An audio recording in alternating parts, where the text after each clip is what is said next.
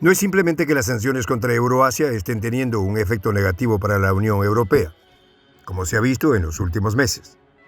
Es que el sistema por sí mismo hace agua por todas partes, precisamente como un barco que los ciudadanos de Europa están viendo zozobrar frente a sus ojos. El especialista y político francés Éric Noiré expone las razones por las cuales recurre a la alegoría entre el euro y el Titanic para exhibir la fragilidad cada vez más notoria de la moneda, la cual los entusiastas creían indestructible, pero que ahora está a punto de naufragar. Los detalles a continuación.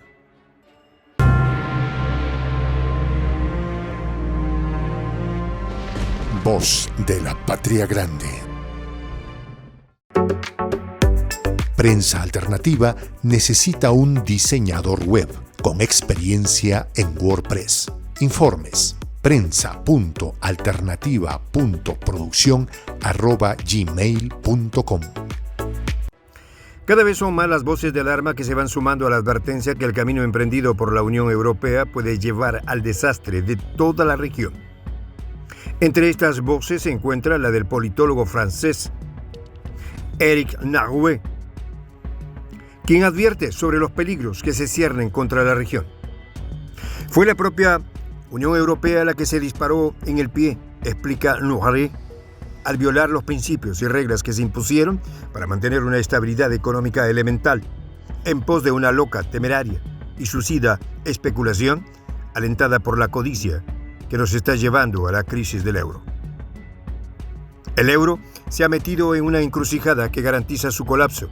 Es como el Titanic. Matemáticamente entendemos que el barco se irá al fondo, pero no queremos admitirlo, sentenció Noiré, quien no oculta su pesimismo.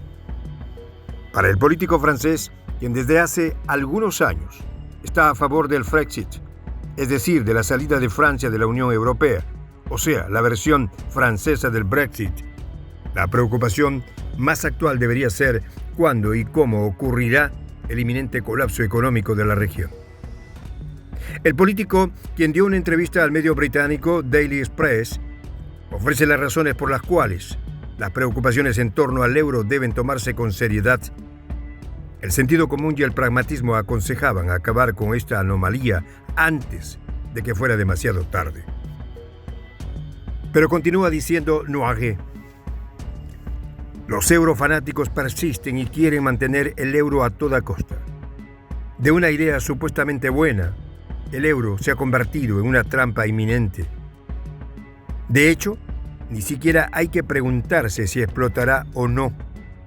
Es simplemente inevitable. ¿A qué se refiere Noiré cuando afirma que la crisis del euro es inevitable? La razón de esta apreciación no se encuentra solamente en el hecho de que las sanciones económicas contra Rusia están resultando contraproducentes para las economías de los países de la Unión Europea. Se refiere a que el diseño de una moneda común ha tenido fallas desde un principio. Fallas que no han sido posible corregir al correr de los años y que ya han manifestado los defectos del sistema en otras crisis económicas que ha tenido que enfrentar el bloque europeo, por diversas razones.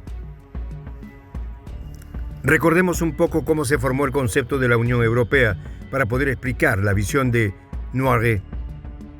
En 1951 se constituyó la Comunidad Europea del Carbón y el Acero, organismo destinado a coordinar la producción de estos recursos en Francia, Alemania Occidental, Italia, Países Bajos y Luxemburgo. Así, se trataba de una organización dominada por Alemania, administrada por Francia, instalada en Bruselas, que controlaba los precios y la producción de acero y carbón, que controlaba los precios de estos productos, investida con poderes jurídicos que permitían suplantar a los parlamentos de cada nación. Además de controlar los precios de estos insumos básicos, el cartel de esta burocracia internacional consiguió eliminar todas las restricciones para la libre circulación y comercialización de estas mercancías en los países miembros. Los autores de este cartel, conocido como el Tratado de París, estaban planeando hacer este tipo de integraciones por sectores económicos para que al final de cuentas se pudiera proceder a una unión económica general. Debido a una crisis carbonífera 5 años después de su fundación, este primer intento terminó.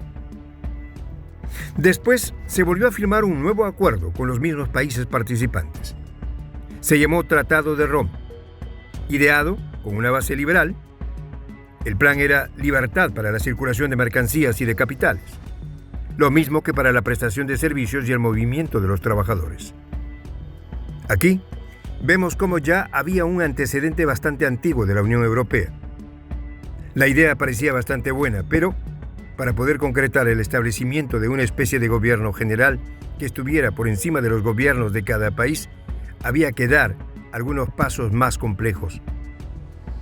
Uno fue el establecimiento del sistema Bretton Woods, que los Estados Unidos impusieron en el mundo al término de la Segunda Guerra Mundial, estableciendo un sistema monetario internacional basado en el dominio del dólar como moneda para las transacciones internacionales. Este modelo sería abandonado en 1971, provocando un severo descalabro a la integración comercial europea, a causa de las fluctuaciones de las tasas de cambio de cada moneda. Por esta razón, se emprendieron diversas iniciativas para que el sistema cambiario entre monedas fluctuara en un rango de más o menos 2,5%. Todo el proceso para llegar a la Unión Europea se fue gestando a lo largo de varias décadas. En algún momento se vio la necesidad de crear una institución financiera, por lo que luego de distintos ensayos se creó el Banco Central Europeo en 1999. En ese mismo año se introdujo el euro, primero como moneda electrónica y después sustituyó a las monedas nacionales en el 2002. Algunas de las condiciones para poder establecer una moneda común tenían que ver con el manejo de las economías nacionales. Por ejemplo, que no se disparara la inflación en los países, por lo que había que mantener bajos niveles. Tener cuidado con la tasa cambiaria, no tener déficit presupuestario. Pero sobre todo, que la deuda de cada país miembro no fuera superior al 60% del Producto Interno Bruto. Atendiendo a la verdad, estas condiciones nunca se han cumplido cabalmente. En algunos casos, unos países cumplen con las reglas, otros no. Los países más responsables han tenido que cargar con decisiones polémicas en otros países. Y a pesar de que se han gestionado diversas medidas para mantener un equilibrio en el euro, siempre existen riesgos por el grado de interconexión en las economías, que por otro lado, se supone, deben conservar la libertad de ejercer su soberanía, decidiendo sobre cada economía nacional.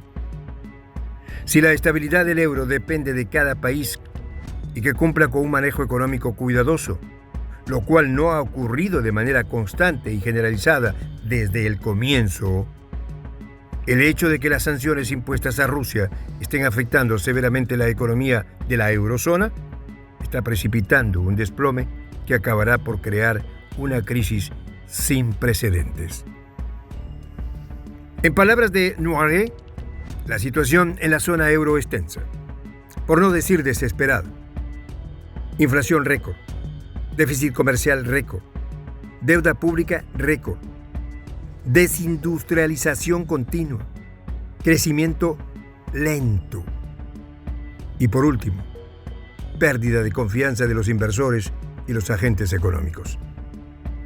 Noiré no es el único en criticar el euro, sino que hay todo un movimiento de gente que considera que es imposible salvar a esta moneda porque no se hizo bien desde el principio, por lo cual morirá tarde o temprano, sentenció Charles Henry Gallois, jefe de la generación Brexit, quien insiste en que se debe levantar las sanciones urgentemente y buscar a toda costa la paz. En caso de no cambiar el enfoque, la visión de Noiré es contundente. En el último intento desesperado, quemamos gas en el suelo, contando con un milagro que no ocurrirá, y la orquesta encubierta sigue tocando música divertida, como si todo estuviera bien. Hay aquellos que perdieron su oportunidad y no consiguieron un lugar en los botes salvavidas. Soy el J, Juan José del Castillo, director del canal Prensa Alternativa. Si quieres ser parte de la comunidad de la Patria Grande, suscríbete a nuestro canal. Si es que quieres que te lleguen las notificaciones cada vez que subimos un video, activa la campanita. Si quieres apoyar a nuestro canal económicamente, puedes hacerlo a través de PayPal. El enlace está en la descripción del video. A nombre del equipo de Prensa Alternativa, me despido con esta expresión en el quechua milenario, Tupananchis Kama, cuya traducción es hasta volvernos a encontrar.